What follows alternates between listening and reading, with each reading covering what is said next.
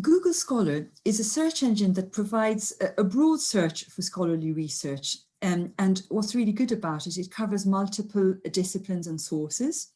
Now, it's a more blunt instrument in some ways compared with the databases we have seen. It's a search engine, but it's really useful for a quick and easy search in parallel with the database searching that we've been seeing. And in a way, having done the databases, it's down to yourselves to decide, you know, what the strengths and the weaknesses of Google Scholar are.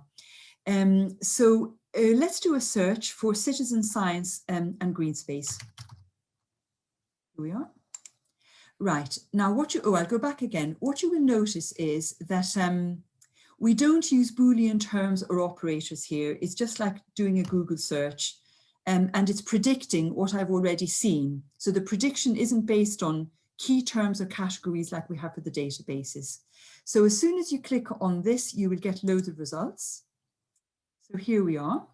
And also just point out when it, you know, does the autofill thing, you know, that is something you said in the previous video. Google has an agenda. It always has an agenda.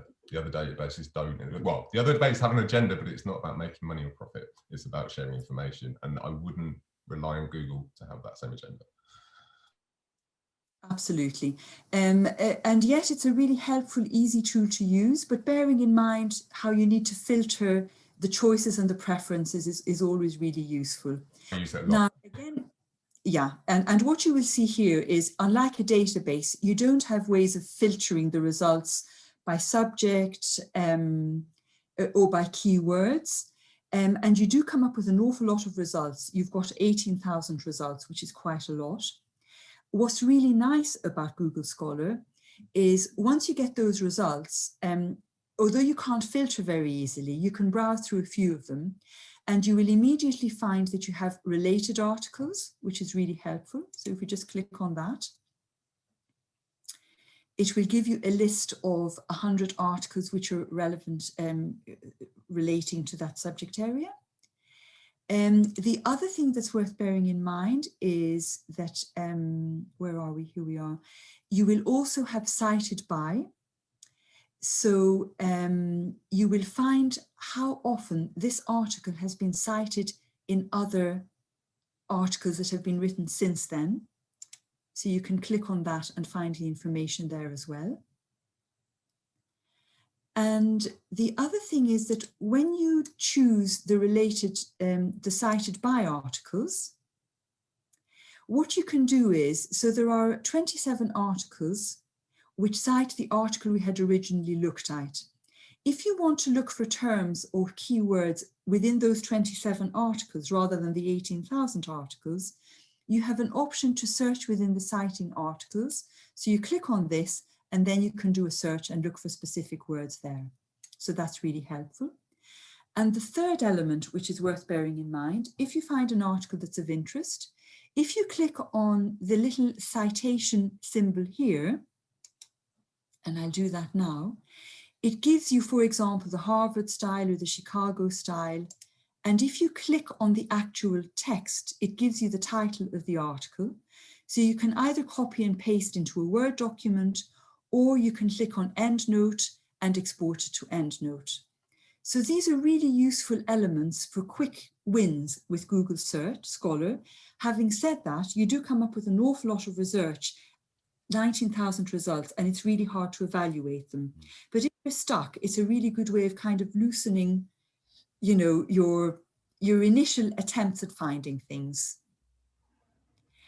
The final thing that's worth bearing in mind is that there's one handy thing if you're using Google Scholar, which is for articles that we subscribe to in the university, there's a nifty way of linking your Google Scholar to the university library search, where you can find the full text articles.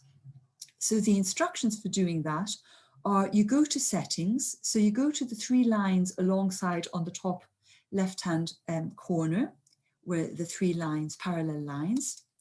You click on this, and then you scroll down to settings,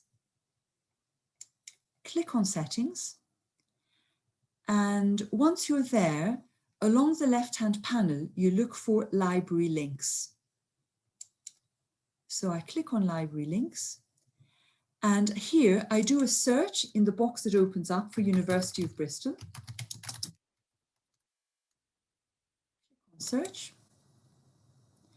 And I select the third option, which is University of Bristol Library Get It.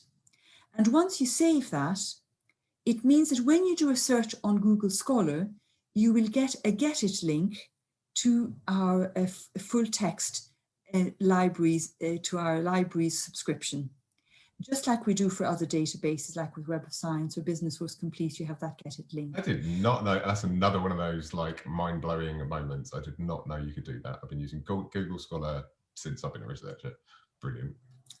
And university libraries recognise that, you know, people will be looking on Google Scholar instead of reaching a dead end, because if I go back again to Google Scholar, and if I do my search again, just to show you what I mean, when you find the articles, it shows you links and you think, oh, brilliant, there's a PDF that I can access.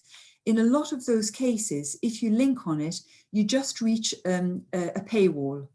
Whereas if you set it up to get it, then it will bring you to the university library search, and then you see whether we subscribe to the journal, and it gives you a link to that article. And again, if you can't, that then allows you to email and ask where you can, so you're ready to go. Exactly. I think that covers the main materials that we thought would be useful for Google Scholar, Keir.